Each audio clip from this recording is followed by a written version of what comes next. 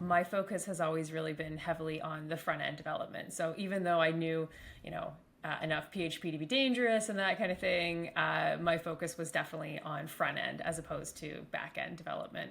How was the experience mentoring other people, especially in the web development back then? I was actually a mentor for one of Wes Boss's classes, so I got to sit and watch him teach the class, and that was amazing. Just seeing Wes Boss in person, in action, the way he explains things is so incredibly accessible for people, I think. So it's really awesome to see some of the people who were my students are now, they have these amazing careers, and some of them have focused in things like accessibility, and other ones are really focused on, back end or certain technology. I was looking for a remote job. I was sort of sick of commuting into the city, and so I was like, oh, Shopify, this seems like a really interesting, CMS to focus on. I had done some builds. I was like, oh, I like the platform. This is good. And you mentioned that you started doing Shopify since 2015, which is it will be in the next year, it will be 10 years of experience. So you are one of the OG of the Shopify space. And what's probably kept me in the Shopify ecosystem is, it's going to sound so corny to say, but it's the people. Everybody is really welcoming and friendly and likes to share knowledge. It was a little bit more customizable, and you could change things, and you could really take control of your store without having to rely so heavily on a developer. That was the pitch, and luckily Trudy was like, yeah, that sounds really interesting. We should build that. And so we recently hit 100 reviews, or maybe over 100 now. And so we got our little AI generated snippet from Shopify. So we have just over almost 5,000 users. A lot of them are just on the free plan. So yeah, it's 100% in-house. So if you contact us on support, you were talking to either myself or Trudy. Knock on wood, who knows, we'll get a ton of support tickets tomorrow. But yeah, just focusing on the UX. A lot of apps do not focus on their UX, and I wish they would. Sometimes the decisions that you might make aren't the best ones, but you have to learn from that. What are the mistakes that you did, during this Twitch, that you might not make, or do you think the mistake that you made should be made because it's part of the process? That later on, as opposed to the regret of trying to build something and like, oh, it didn't work, but at least I tried. The two things that I always recommend for people that are in development is tenacity and optimism. As long as you have those two things, you can just keep going and just be optimistic about it, that it will work out, and just keep at it. And so if you're building a product, if you're building an app, I think those are the two main things that I would recommend to keep in mind is tenacity and optimism. Hi. Welcome guys to your Let's Code podcast, a podcast where we interview software engineers to share their entrepreneurial story. And here we are on episode number 5 of season number 2, and we have Anna Thomas, the co-founder of Data Impact, and she will be sharing a story with us in this episode. So let's catch up after this intro.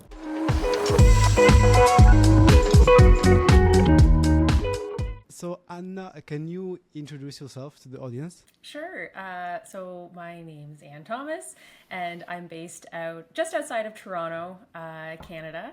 And I am one of the co-founders of Design Packs, which is a Shopify app for adding new layouts and designs and templates to your existing Shopify store. And I've been working in the Shopify space since about 2015, I guess. And yeah, I love it. Awesome. So the first question that I usually ask to my guests is, how did they get started in web development? How was their first interaction with computer? So how was your experience with that? Yeah, so I was very lucky where growing up, my first computer that I had was a Mac Classic. So this was like before iMacs and everything like that. My dad was always really into computers. So I got into, playing with iMovie at a fairly young age and that kind of thing. But for university, I actually went to school for art history. So completely unrelated, didn't do computer science or anything like that. But then I went back to school for interactive multimedia. So I've been around long enough that I've been doing Flash and Macromedia and ActionScript and that kind of thing. So my focus has always really been heavily on the front end development. So even though I knew, enough PHP to be dangerous and that kind of thing, my focus was definitely on front end as opposed to back end development. And so I started working professionally on the web in 2008. That's a long time ago. That's interesting. A And long also time, yes. you study history in the Queen University in Canada, but you do like an exchange that you will go to the UK to study history. That I got from your LinkedIn profile. Yeah, exactly. So yes, for first year university, Queen's has an exchange program. Well, it's not really an exchange program. It's literally just they have a campus that's in England. So I got to spend my first year of university learning in a castle. They have an actual castle in England. So that was a really great experience. And then come back and do the rest of my studies in Kingston at Queen's. And so that's where I did art history. So specifically the focus, it was a bit of a letdown, I will say, you know, being in England and being able to travel to Europe and seeing all these amazing pieces of art directly at the museums and then coming back to Canada, although they do still have a very amazing collection at Queen's. But yeah, that's what got me interested in art history specifically. But Makes sense. And how was the first experience working as professionally as a interactive web designer, web development in 2008, 2009? How was the experience? yeah, so I was actually working right out of it was a postgraduate course. So I had already done my degree and then I went and did this postgraduate course. The very first job that I was working at was Viva Next, which was this like transportation agency, and it was a really small government organization, but they had a lot of really cool like ads that they would do. So it was all in Flash. So I'd be making banner ads and little things like that. A lot of games for the holidays, actually, a lot of little Christmas games in Flash, you know, drag and drop and having to do the score and everything. And that was my first introduction to a content management system called ModX, which I don't even know if it still exists now, but that was my first foray into content management systems. And I was like, oh, okay, I like how this works, where, you know, you can build out things and then other people actually go in and they're the ones managing the content, but you can build out what it looks like for them. Yeah, got you. So you are always mostly on the front end, the side of the story of the project, as you mentioned throughout the multiple stuff that you mentioned in the story. And what are the things that you love about front end development specifically, and you are not thinking to switching or touching the back end? Is it like you'll always like the aesthetic of the website, the experience of the user? Yeah, I think it's that immediate gratification and definitely the experience of the user. One of the other jobs that I had before I went back to school was at a stock image company out in Calgary called Veer. And I got to know a lot of the UX people on that team. And I just always found it really fascinating on how they would conduct these tests and how they would really pay close attention to how people were actually interacting with the website. And so I think I always just found it so much more interesting than the databases. Like, databases are great and they're fantastic. My partner, he's a, you know, data science, and he loves all of the many rows and that sort of thing. But for me, I've always preferred seeing how people are going to interact with it and building out that experience of the visual experience, as opposed to how to actually store the data, collect the data, make sure that it's all in the right spot. That's just my, you know, preference and niche, I guess. And after multiple role, like doing web development, you also did mentor at HackerU from 2014 to 2015. How was the experience mentoring other people, especially in the web development back then? It wasn't like the same hype as today.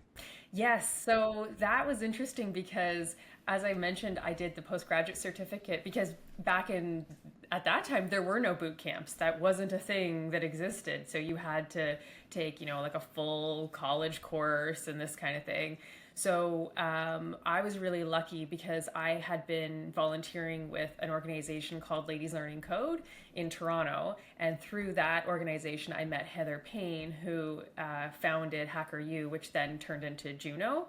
and she asked me to be one of the mentors for the courses. And one of the things that looking back, I'm like, wow, I didn't realize how significant it was at the time, but I knew that, mentoring, I was actually a mentor for one of Wes Boss's classes. So I got to sit and watch him teach the class. And that was amazing. Just seeing Wes Boss in person, in action, the way he explains things is so incredibly accessible for people, I think, to understand. So that was fantastic. And I tried to take a lot of that. Eventually, I went from being a mentor to a teacher as well. So I was teaching classes and always just trying to explain difficult concepts in the simplest way possible. So that was something that I really, really enjoyed. And it's neat too to I've been around since 2008, so it's really awesome to see some of the people who were my students are now, they have these amazing careers, and some of them have focused in things like accessibility, and other ones are really focused on, backend or certain technologies, TypeScript or React and that kind of thing, and everyone kind of goes in their different directions.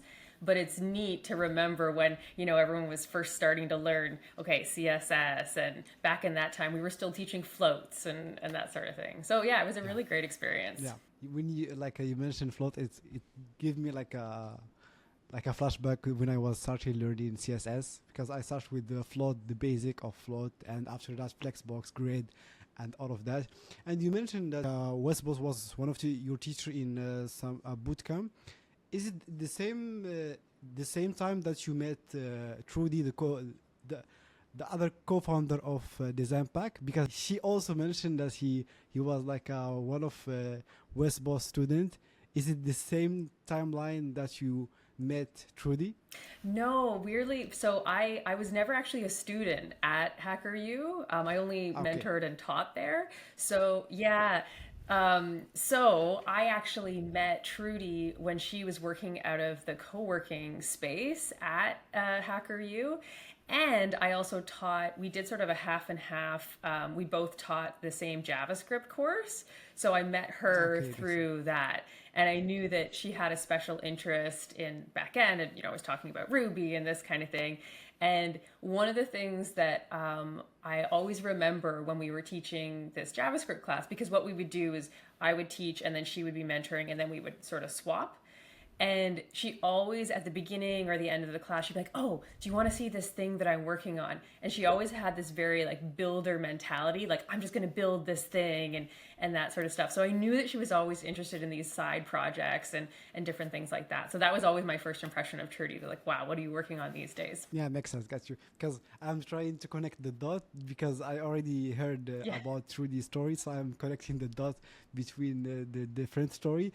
And HackerU switched to be junior college of technology, and you have been a lead instructor there.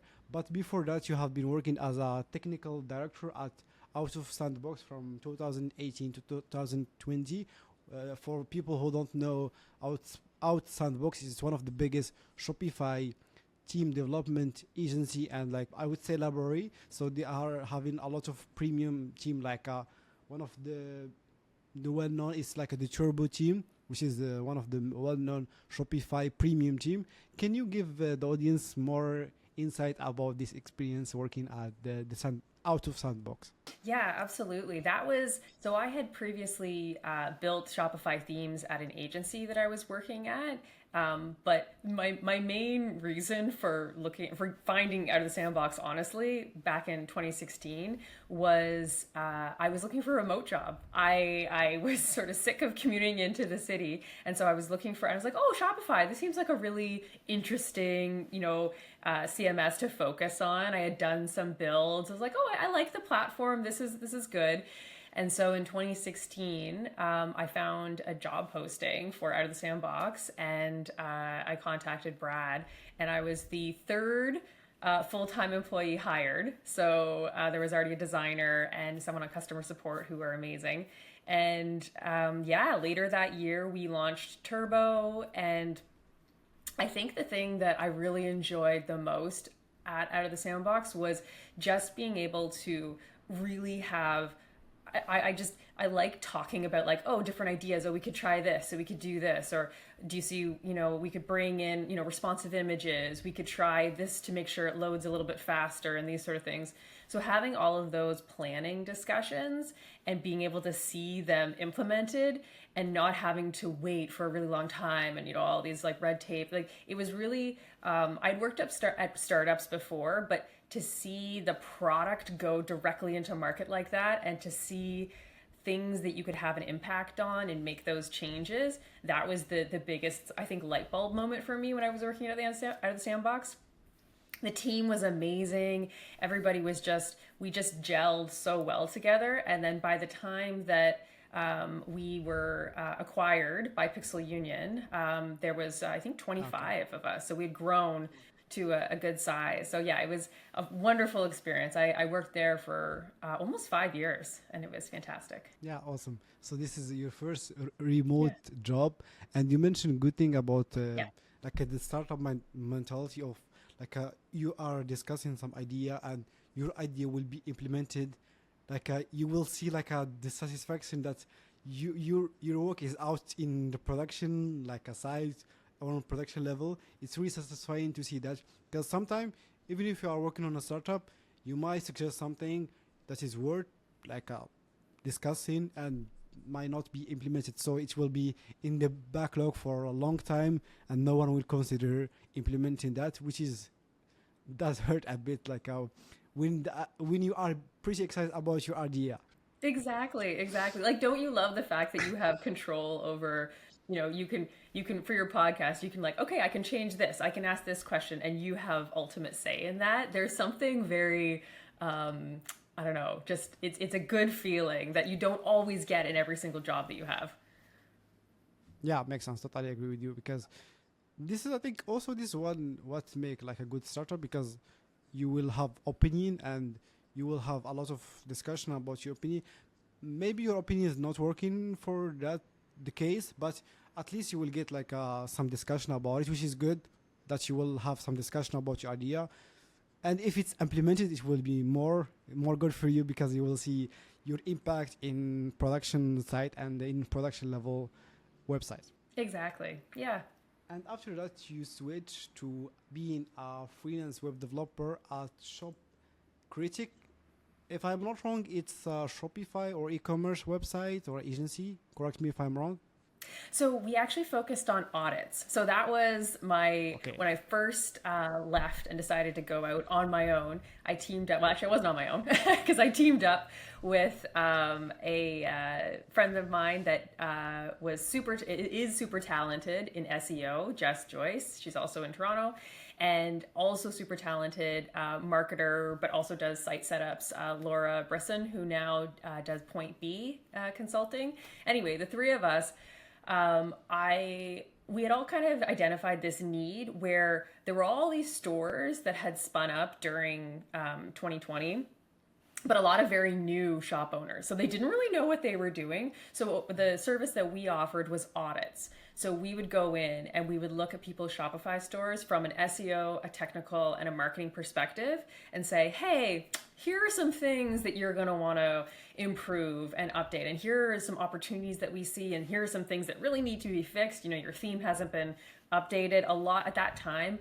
A lot of people were still on 1.0 themes. They weren't taking advantage of 2.0 and that sort of thing. So that's what we delivered, were these reports and audits, and then they could then take those and get the fixes made or what have you. In the end, we stopped doing them, not because it wasn't profitable. It was. People loved it. They loved the service. They loved everything about it. But it wasn't really where any of our passions lay. It was it wasn't very interesting work at the end of the day. And I think that's something that you need to have, is like a little bit of interest, that spark that keeps you going. And this just didn't have that. So we ended up not continuing that as much. And so we kind of went our separate ways. And then I continued to do some contract work, and Jess and Laura still work in the space. But the audits themselves, we closed that down. Yeah, makes sense. I totally agree with you about the audit stuff that you mentioned is not exciting, because back then, when I started, I was doing some Shopify speed optimization, but it wasn't fun at all, because there's a lot of different story, and each case it was a lot of headache and a lot of time spent in figuring out what causing the website to be slow, which is a Hmm. total headache. Yeah. And there weren't as many AI tools back then either. Yes. Honestly, I think it would have been a totally different scenario if we were able to automate a lot of it. But I was manually going in and looking at every single app they had installed and seeing how that was affecting and finding all the code snippets and that kind of thing. So yeah, it felt like being an archaeologist, and that's not really my preference. So yeah, but it was interesting. If nothing else, I had been in the theme world for so long that you kind of forget what it's like for a client that's experiencing their site on a day-to-day basis, and also how many apps people become reliant on, and the sort of interaction between the apps and the themes and whatever Shopify is rolling out. So in that way it was amazing because it was sort of a crash course in, okay, here are the things that the clients are that merchants are concerned about, here are the things that are losing them money, here are the things that they don't tend to think about. So that was really great. Just not the essay-esque life of doing audits. Yeah, makes sense. Yeah, I got your point. This is a really good point because you will have another perspective of seeing your impact and your code. For example, when you are doing an audit, you will see maybe this code is not necessary to be loaded in the first load. Maybe load this just later on, or like defer it until like something happen. So it will give you another perspective of how your code will be impacted in the website, and from a performance perspective, and you will learn a lot just doing this. It's like a QA, quality insurance, for your Shopify. And you mentioned that you start doing Shopify since 2015, which is it will be in the next year it will be 10 years of experience. So you are one of the OG of the Shopify space, which I am glad to have you in my podcast. So how was the experience working with Shopify back then in 2015? Oh wow. I mean, I the first site that I built was based on Timber. So I that remember was Simba. really back in the day. Yeah. And I still actually, when I think the same Shopify, partner account that where you post on the forums and that kind of thing, which I don't post all Yes. there that often. But when I look back, I think I do still have one post where I couldn't figure out how to hide or show an image, because I didn't realize the way that it was actually connected was with a checkbox. And I was like, I don't understand why. And it was just the idea that, like, oh, you need to have an extra setting for the checkbox to hide or show the image. So just things like that, and getting used to, the CMS. And I don't know, yeah, it's just changed a ton over, like, there was no theme extensions. There was the rise and fall of Slate, and you just see things come and go, theme kit, and now we have the CLI. And yeah, but one thing I think that has stayed constant in those 10 years is, and what's probably kept me in the Shopify ecosystem is, it's going to sound so corny to say, but it's the people. Everybody is really welcoming and friendly and likes to share knowledge. And I know that that's not the case for every single, niche in web development. Yeah, So I makes sense. Yeah. think that's really, yeah. So it's just been good. I don't know if you found that with, like, it's, even though we're building on somebody else's, platform, which is Shopify, they're so good about supporting the ecosystem and making sure that everybody's successful. And I don't know, they do their best, I think. Yeah, it makes sense. I agree with you about the point that you mentioned, and also I experienced Shopify developer experience growth from 2020 until like right now. And I use Timber, I use Slate, I use Shopify Team Kit, I use the new Shopify Down team. So it's been like very rapidly growing and improving the experience for developer. And what make Shopify a great place for developer to be a Shopify developer is the community. So everyone on Yes. Twitter, they are very helping. They are very welcoming. I usually ask, or Twitter asks someone. Even the engineering team are pretty responsive.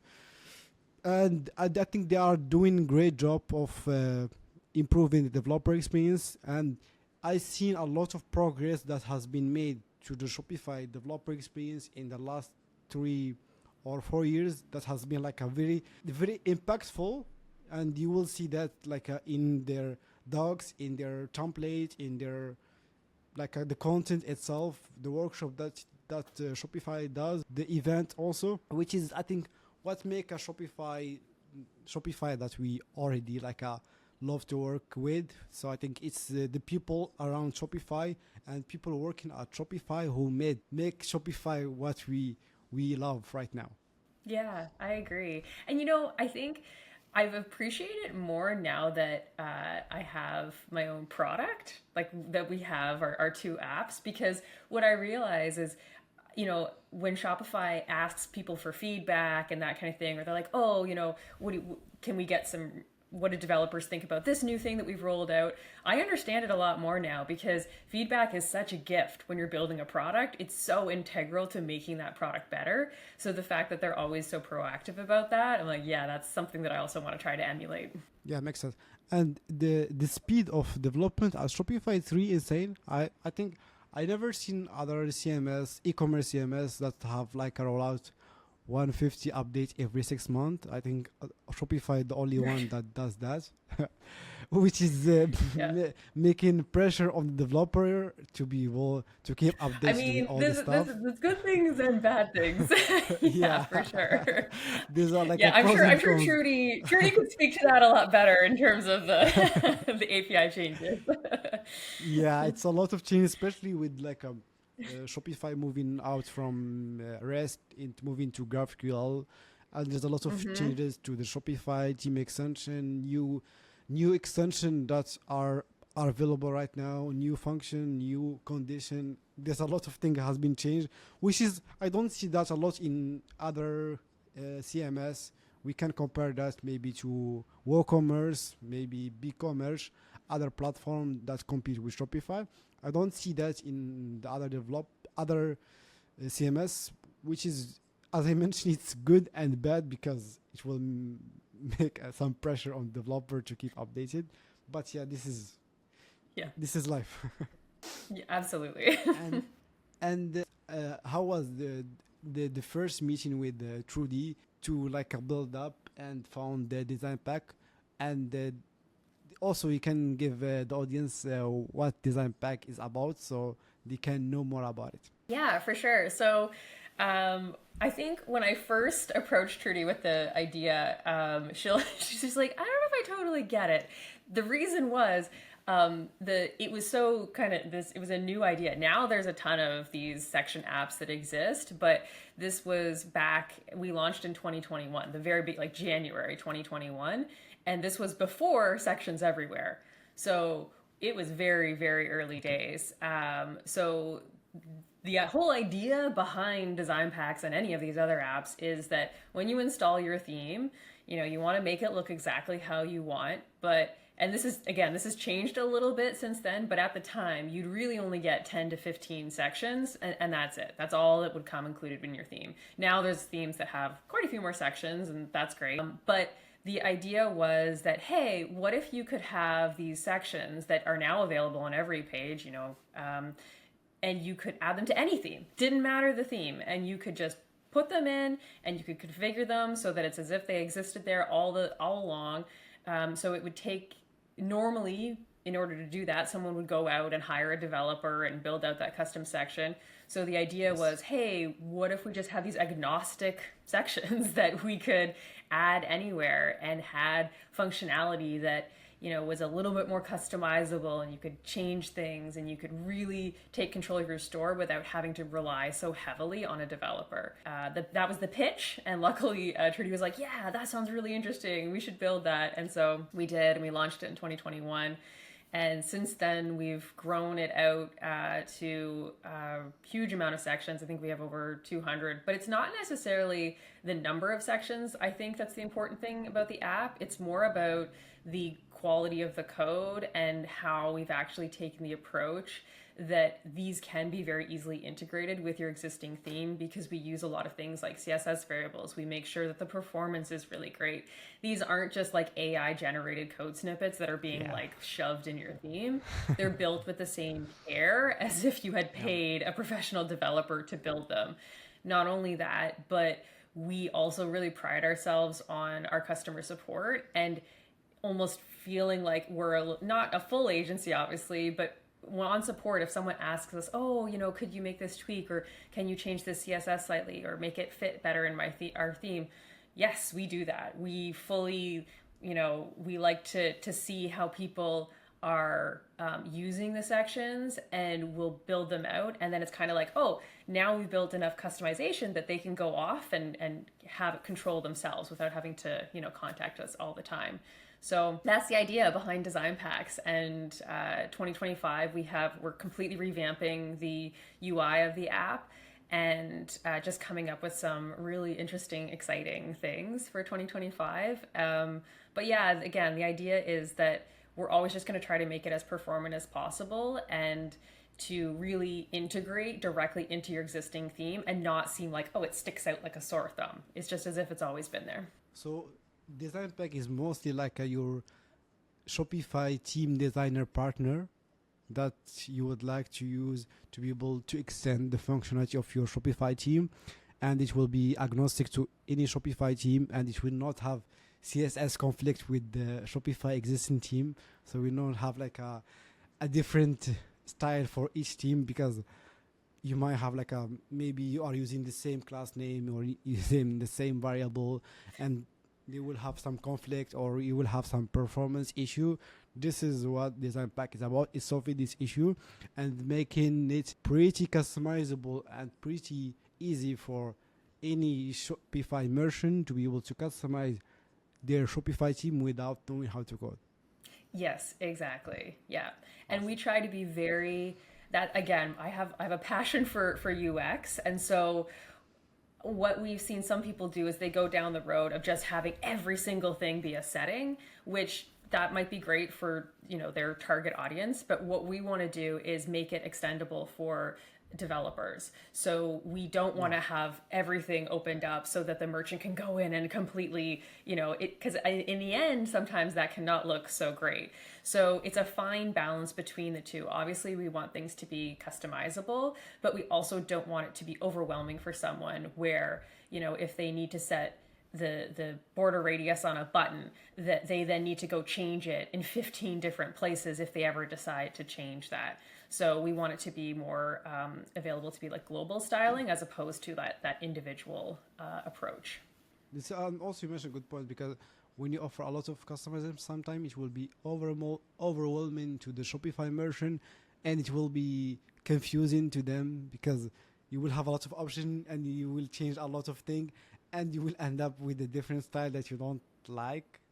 So we will end up like resetting everything to the initial state.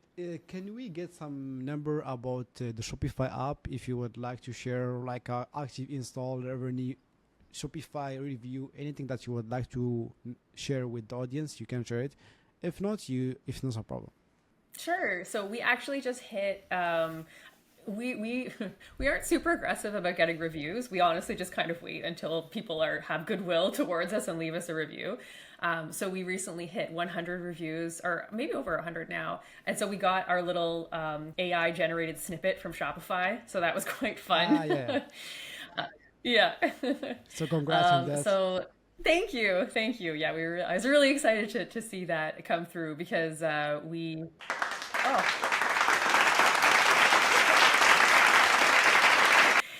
love that. That's great. And then in terms of our installs, it's worth noting we have 3 free sections. So we have like a free plan, and then we have a premium plan. So we have just over almost 5,000 users. A lot of them are just on the free plan. So, I always have to coach that. But it's been really, I don't know, one of my favorite things I worked in an agency world for a very long time. And so moving to product, it's been so great just to see people using it. I just love seeing it on people's sites. That is by far my favorite thing. Even when I'm online shopping and I see a section and I think to myself, I'm like, oh, that looks really familiar. And then I, inspect the code, and sure enough, it's a design pack section, or they're using a bunch of design packs on their site. And it just, I don't know, there's something that just makes me so happy about that. Yeah, it's really satisfying to see your work in other people business that are making money off it, which is really good. So it's really like a Yeah. satisfying moment. Yeah. And I think it's a really affordable app too. That's the thing. I mean, some merchants are like, "Oh, I don't know if I can, that's a bit too much." But it when you do our annual plan, it breaks down to be 16.58 a month, which, considering how much it would cost to hire a developer to build any of those custom sections, it just, and the level of support that they get, I don't Yes. know, I think it just makes a ton of sense for a lot of people. Yeah, makes sense. And talking about support, how did you handle support? Is it like a in-house, or you have a team that you outsource to them, or how the process of support is handled? Yeah, it's 100% in-house. So if you contact us on support, you are talking to either myself or Trudy, and we handle everything. That's really amazing. Is it a lot of support ticket? I hopefully it's not, because it will eat up a lot of your time. No. Yeah, That's good. I know. Eventually, we may have to hire someone, but at the moment, we're able to handle it, which is great. No, we actually don't get that many support tickets, and I think that's because of the documentation, also just the how clear it is in terms of the settings and that sort of thing. Knock on wood, who knows? We'll get a ton of support tickets tomorrow, but I think overall, it's a fairly straightforward app to use, and because it works right in the theme editor, you're not having to have a completely separate app experience or anything like that. It's not overly complicated. It just kind of works, and you can start using it day one, and it doesn't involve a lot of complicated setup. What are your recommendations for someone who have a Shopify app to have a great experience so they can have less customer support? Yeah, and I have we also do, again, I've done some contract work, and we'll do builds for clients where we're actually using design packs, but we're also using other apps as well. And so I have I've definitely dealt with a lot of different apps, and I think my biggest recommendation would be making it super duper clear what the app does, the main benefits of it, and try not to add on extra features and extra things. Or if you do, make sure that you are making the app when you're just installing the app and you're going through the process of how it actually works, make sure that you're catering both to day one users, so people who may not even be sure what Shopify is, like they're just still setting things up, and also power users, because both are probably going to be depending on your app. So good documentation is also really key, and also accessibility of support. So whether that is live chat, or whether that is, just like quick email turnaround times, being available on different social media platforms, that kind of thing. I think that makes a lot of sense. But yeah, just focusing on the UX. A lot of apps do not focus on their UX, and I wish they would. Do you use a Shopify polarized design system, or like you have like your custom design system for the Shopify app? No, we've been Polaris since day one. Yeah. Oh, custom, awesome. So that's a Yeah. good point for polarized. Yes. So currently you only have a design pack, which is the Shopify app. And how was the first idea come out about having this design section? Like, what was the reason behind building this Shopify app? Is it like a merchant that you already have who requests some custom Shopify section? What was the reason behind it, thinking that this Shopify app have some market to penetrate, or to work on? Yeah, I mean, honestly, it was just from working in themes for such a long time, and Out of the Sandbox had 7 themes, and so oftentimes, I mean, it didn't come up that often, but people would say, oh, there's this section in this one theme. Oh, I'd really like it if it could also be in this other theme.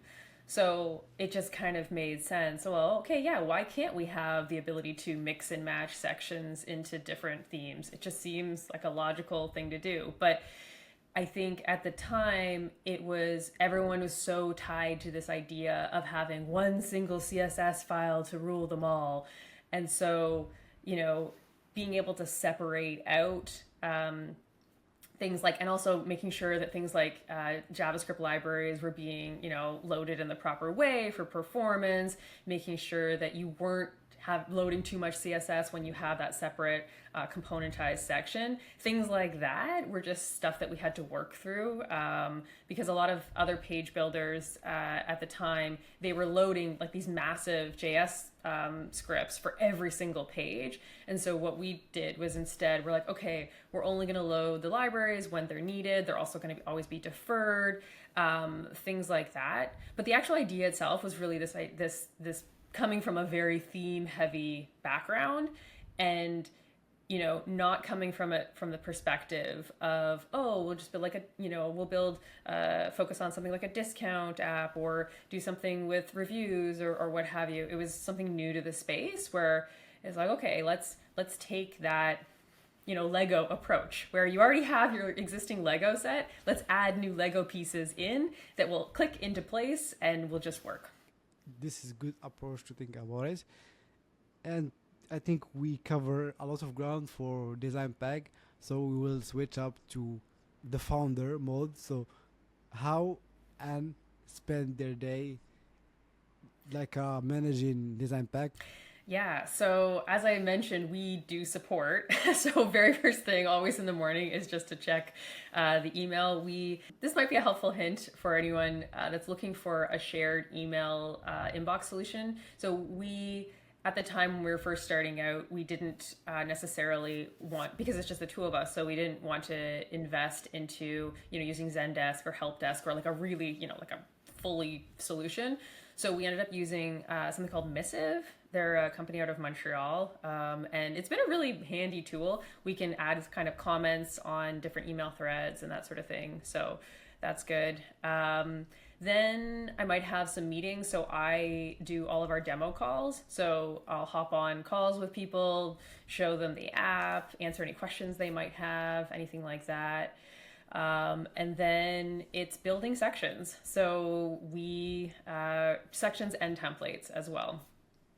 And then from there, we have like our, I don't know, it's not that exciting, update calls and that kind of thing. And we once a quarter, we have like a big sort of summit brainstorming session where we just talk about, things that we have accomplished and things that we're looking to accomplish, how we can focus more on marketing, which neither of us are that great at. So we bring in extra help for that. And overall, just kind of focus on ways to make design packs better and better. Awesome. You mentioned that you have some exciting news for the next year. Can you share some hint about the exciting news if you would like to share with that? Yeah, absolutely. So two of the things that I'm really excited about are we are it is Trudy that has been fully rebuilding the back end of the app and sort of we're sort of updating to making sure everything is moved over to GraphQL, so no more REST API and that kind of thing. And so we've also made some improvements in the actual UX of the app. So for instance, one of the things right now, when you're installing a section, you have to, because when we started, it wasn't that big of an issue because we didn't have that many sections. So you had to click when you're in the app, you click into the actual section. And if you've paginated through, it won't take you back to the page that you were at. So it's kind of annoying. You had to go through. Whereas now we've switched to a modal approach. Okay. So that way you can stay on the page that you're currently at. You can have the modal. So we're also just investing more time into like tutorials. We have a design workshop that we're going to be doing. We've got really interesting things that are going to be done with the blogs as well, which is sort of a forgotten part of Shopify. So we have come up with a solution where you can actually embed sections sections into article content and then kind of move them around, which will be really cool. The other exciting thing is I'm working on a library of full CSS snippets for each theme so that when you actually apply these CSS snippets, it will apply the styles of the theme directly to the sections that you're using. So that way you can have more global button styles. So we already have it for Dawn, in case anyone is using Dawn. But the idea being that at the moment you would go in and you would change, you can change the background color, the border radius to match Dawn. But with this snippet, you would apply, you can just copy and paste it globally, just works like that. And then if you change the settings in Dawn, it'll apply automatically to any of the design pack sections. So you don't have to change it in two places, basically. Yeah, makes sense. So it will inherit the style from the Shopify team section, team settings. Yes. Yeah, exactly. Okay, makes sense. Yeah. Makes sense. I'm pretty excited to see that in production. So, and big congrats on launching all of this stuff, because I know it's pretty hard. So kudos on that. And, Yeah. and the next question is, what are the challenges and the lesson that you learn during the experience switching from like working in a Shopify team agency, building Shopify team, going and doing audit at or like with the freelance contracts work that you did, and after that switching to being a founder of Design Pack? What was the experience going from this side to the other side? Yeah. Oh gosh. It was quite the experience. I think one of the things that I've always had, regardless of whether I'm working on my own or with someone or in a larger company, is that I don't know at what point I adopted this, but I've always had that kind of ownership mentality. Like if I'm working on something, I really want it to be good, to the point where sometimes it's bad because it can be a little bit perfectionist, but I always really care about whatever I'm working on. And so what I found the most striking moving from working within a company versus being like a co-founder is that it's like, it's scary, but it's also very liberating at the same time, because like what we were talking about before, where, if I have an idea and, or Trudy has an idea, we can just do it. We don't have to have a huge amount of, approval process or anything like that. And so that is incredible, but also it's like Spider-Man with great responsibility, or with great power comes great responsibility, because sometimes the decisions that you might make aren't the best ones, but you have to learn from that. And so I think that's been the biggest interesting thing, is that we don't have a massive team of resources either, although I don't like the resources word. We don't have a massive team of people to rely on. It's really just the two of us and then contractors that we hire and that sort of thing. So I think that has also been an interesting experience, is just figuring out, and there's also no accountability, just only from within. So you have to find that internal motivation to sort of figure out what the next steps are, what are the best decisions, and that can be really tricky. So I'm still kind of figuring that process out. Trudy has been a sort of a founder and an entrepreneur longer than I have, so it's a bit newer for me. So I'm working through that. But yeah, that's been the biggest I think takeaway for me.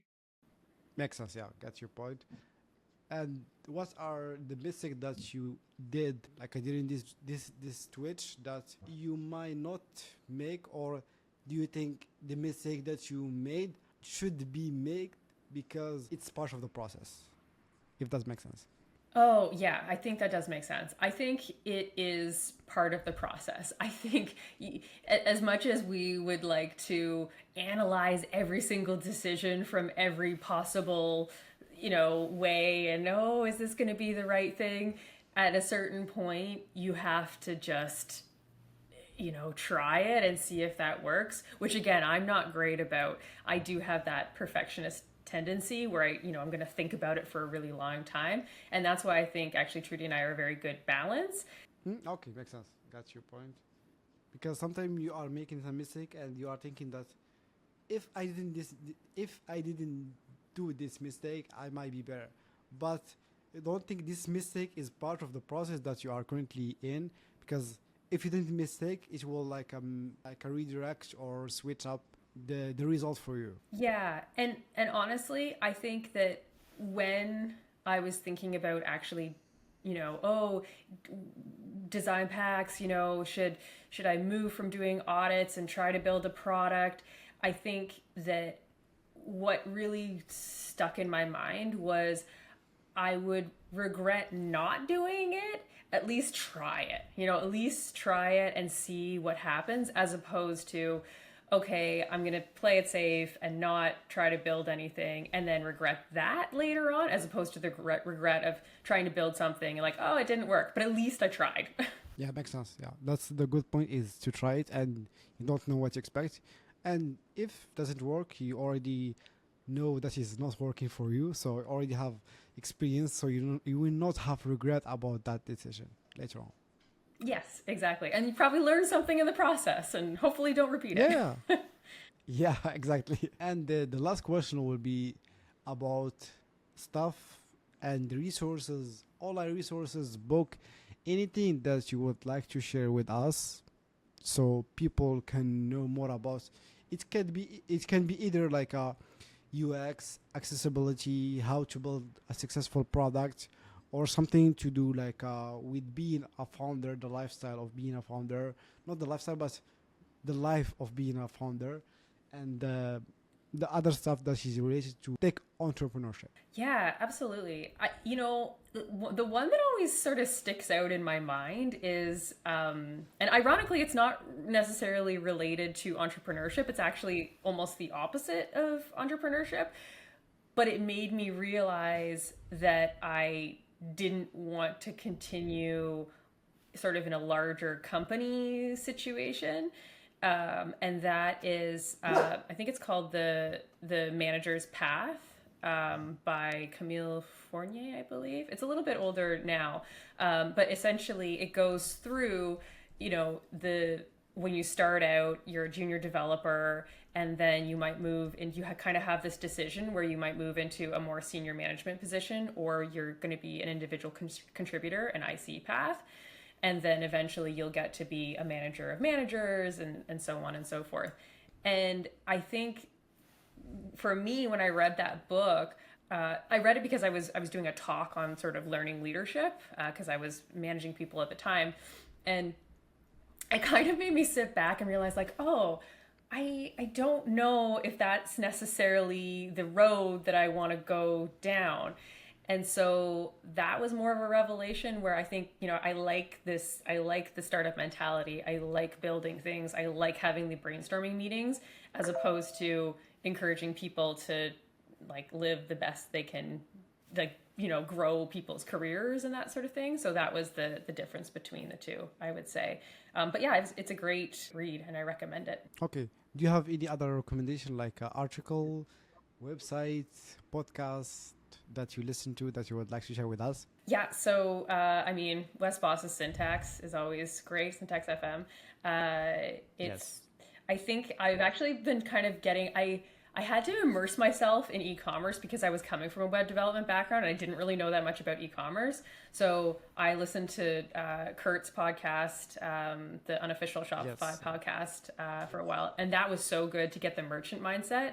But I'm actually kind of coming back now and listening more to front end podcasts, and also just looking at a lot more like traditional front end websites, as opposed to like specifically Shopify ones, because I think when I originally came into the Shopify space, and it's like you can kind of bring new things in. So I'm getting back to that a little bit more. So, classic things like looking, like Code Drops is one of my favorites. They always have such really cool stuff that they're showcasing. Yeah. So like experimental things, I just think it's so interesting. I mean, I remember back in the day when like they were replacing videos with Flash with HTML5 video elements, and everyone was like, oh, this is amazing. So I really like to see what's coming down, right? So yeah. Yeah, makes sense. the best thing that I love about CodeDrop is their CSS animation are like very nailed down. It's one of the best Oh CSS animation that I yeah, so good. ever saw in a website. They are like a pretty good with good tutorial, and it's like a mind blowing for me, like seeing that as a like I would say more like a back end focused developer, but seeing like this CS animation, it's pretty dope. Yeah, it's beautiful. Yeah, it's just so beautiful. Yeah. Yes. Do you have anything that you would like to share with the audience? So we can start with your social media and the website for Design Pack, and after that, anything that you would like to share with us. Sure. Yeah. So social media. I am on Twitter. I don't really post there all that often, but my Twitter handle. Well, there's Design Packs, which is Design Packs app. That's our handle on all socials. So we're on Instagram, Twitter. My own personal one is Alfalfa Ann. It's a double A and really difficult to spell, but it's alfalfa like the hay, not not like Okay. ALPHA. It's ALFALFAANNE. Again, very difficult to spell. But yeah, we design packs is kind of that's something else we're going to focus on or try to for 2025. I'm also hanging out in the Shopify Partners Slack, so I'm there. Um, yeah, in terms of like a final message, I don't know. You've had some really heavy hitters on here for on your podcast already. I don't really know what else I can add. I guess some advice that I would give, and this is the advice I gave way back when I was teaching web development at the college, is I think one of the two things that I always recommend for people that are in development is tenacity and optimism. As long as you have those two things, you can just keep going and just be optimistic about it that it will work out and just keep at it. And so if you're building a product, if you're building an app, I think those are the two main things that I would recommend to keep in mind is tenacity and optimism. Okay, makes sense. So thank you so much, Anne, for being in my podcast and accepting my invitation. It was such pleasure to having you in this podcast, and I think you are the first female in this season number 2, which is a pleasure hosting you for today's episode. And thank you so much. Oh, thank you for having me. You're a great interviewer. It was really nice to chat with you. Thank you.